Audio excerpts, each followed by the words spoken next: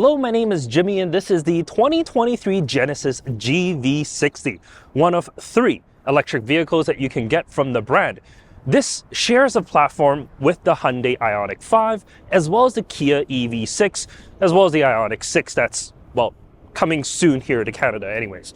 But what is the GV60 about? It's about elevating the experience, right?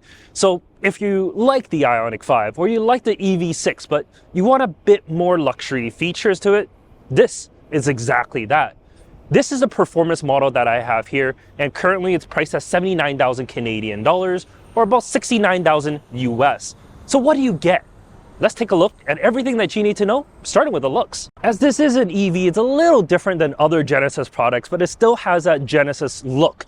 At least a little bit. You got that dual tier headlamp and a Genesis crest grille that's a little bit lower down than general. On the side here, we got these massive 21-inch wheels. They do look the part, but they're not like very EV specific because they're not like very aero style type wheels, but I do like them. The overall shape is very smooth. It's, well, a lot different than any other Genesis products because mostly you have that very nice belt line curve. You don't get that here. It's all smoothed out. And you get this really odd chrome strip that spans the top of the windshield on the side and has this kink as if someone sneezed as they're drawing it. It's a little different. Proximity door locks, well, you got that on the front. Generally, most cars you do. But the rears, you don't get them. The only thing is Genesis does have the walk up to your car and it'll automatically pop open for you, which is definitely a nice feature, so you're still able to get access to the rear seats without fumbling with the door locks in the front. And you have your charger right here. One press, opens up, and you have both your AC as well as your DC charger. And then the back end, well, very similar to the front, is very smooth out. You do get that ducktail type spoiler out back, and that's really it. It does spell Genesis right across the rear, and you get LED taillights, which are kind of nice, but overall, it's kind of bland back here. They don't have that much styling as like the other Genesis products does. I mean, I understand this is based off the Ioniq 5 as well as the EV6, and I mean the EV6 taillights, that's just, well, it stands out. Same thing with the Ioniq. This, just a little bland for me. But what you do have is pretty large trunk space. If I open up the trunk here, we can see there's 25 cubic feet of space. So there's plenty of space for strollers, bags, whatever you have. Tonneau cover right on top. Not too bad. The seats do fold down 60-40, but you can't fold them from the back here. You do have to go around to the side to do that, which is a little bit of a pain.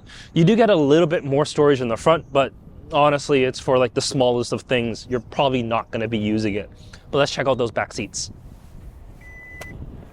All right, the back seats of the GV60. I'm 5'11" and I'm pretty comfortable, I would say. Headroom is good. My head's not on the ceiling, but it's about there.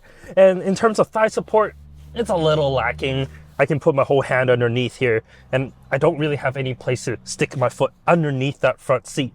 But it's okay, you know, you got the blinds on the side, heated seats back here, USB charge points, and of course, my cup holders in the center.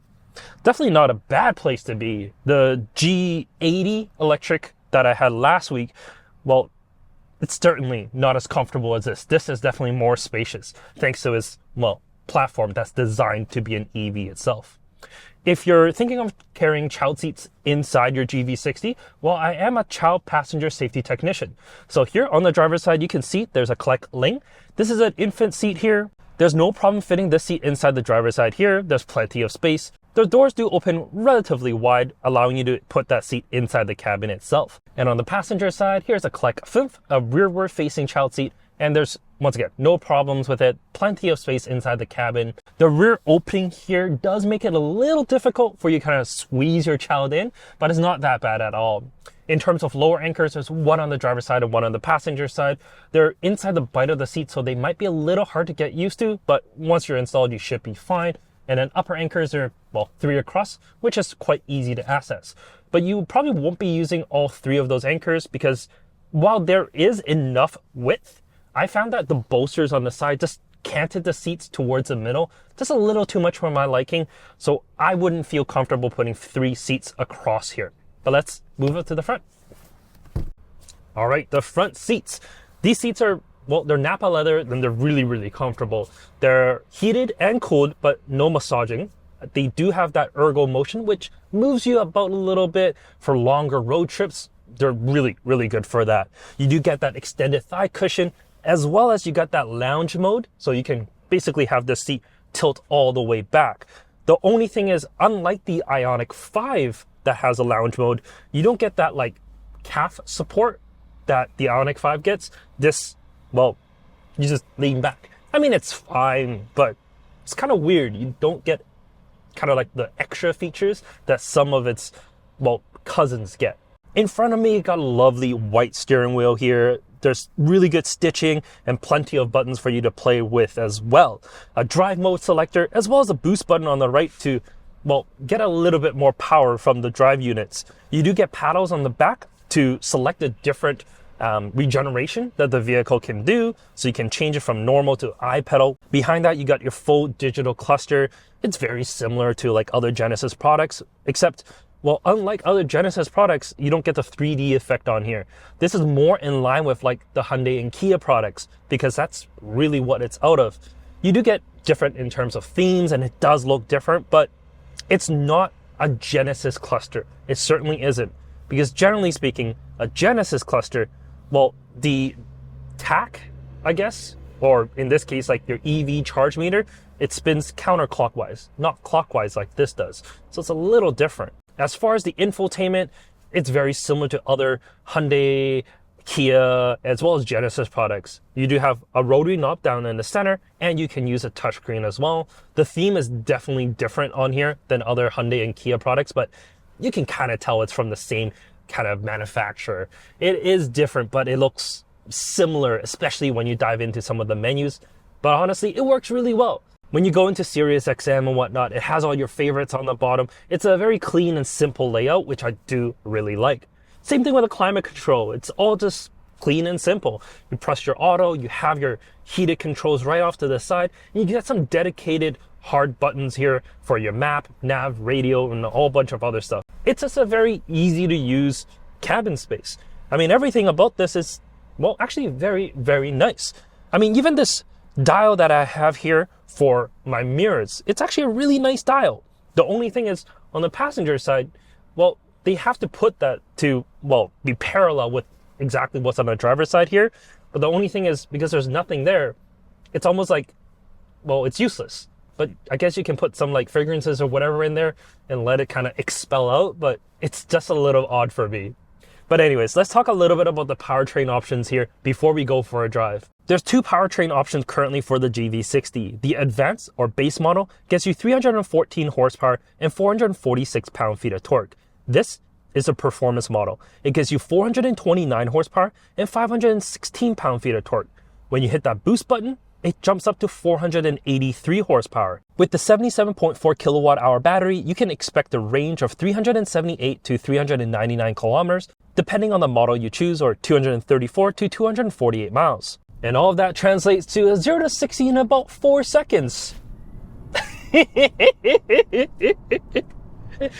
Instant acceleration. It's just more fun, isn't it? I love EVs because of that. But it is the one big party piece that most performance type EVs are, well, known for. That instant acceleration. But this is still a Genesis after all. So, well, it's actually very comfortable. Even in sport mode that I have in right now, or a custom mode that I have configured, even the suspension at the stiffest setting, it's still very, very compliant. It's still very soft, and just a very easy vehicle to drive. Because that's what Genesis vehicles are about.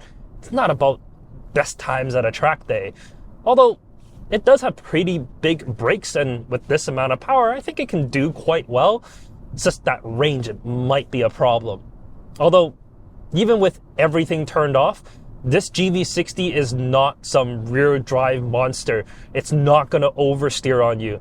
That front left wheel or right wheel, depending on which way you turn, well, it's just going to spin. It's actually kind of crazy. Yes, it does deliver pretty equal power to front and rear, but because of the inside wheel, so like if you have a turn and you floor it with traction control turned off, it just spins that inside wheel like crazy. But I mean, other than kind of a fun party piece to show, there's really nothing that's really good for her. I mean, it's not even good to show to your friends, because your friends will be like, oh, your EV can do a burnout, congratulations. I mean, it's really not to do anything. But what is good is like the Genesis does have a really good adaptive cruise control and the lane centering. So when you're driving on roads like this right now, I can turn that feature on and you can basically be hands-off driving. You shouldn't, but you can. And it does let you kind of be hands-off for quite a while. Always find like Kia, Hyundai, as well as Genesis products. It's one of the best in that segment. Not sure if it's the safest or not, but hey, it's, well, just letting computers do what it needs to do, right? Overall, the GV60 is a really good product. At $80,000, it is 20 grand more than the Ioniq 5, which in my opinion was already a really good vehicle. And you get basically everything that you get here. Sure, the materials is better, and you do get that Genesis kind of warranty. So like if you have problems, they come to you. It's a more white glove experience compared to what you can get with, well, a Hyundai vehicle. So there's that. But overall, I don't feel like this is that much of a greater product than the Ioniq 5, which is a common problem right now for a lot of manufacturers. Like the upper end of Nissan vehicles are so good, does Infiniti have to exist? Same thing with Hondas. A lot of upper end Hondas are, well, really nice. Is there really a reason why Acura still exists? And that's the thing. You know, with the Ioniq 5 being so good, the Genesis just has to be better. And they are better when it comes to like the G80, for example, that I had last week. That was a $100,000 EV and it felt that way. The interior just feels better than this. This, I mean, it's $80,000. It's 20 grand less than that. You get more space, you get a better platform overall, but it doesn't feel as luxurious as a G80. But that's really it. Let me know what your thoughts are on the GV60 and its cousins in the comment section down below. Would you pick this over the others? What do you think of its looks? Let me know in the comments, and I'll catch you later. Take care.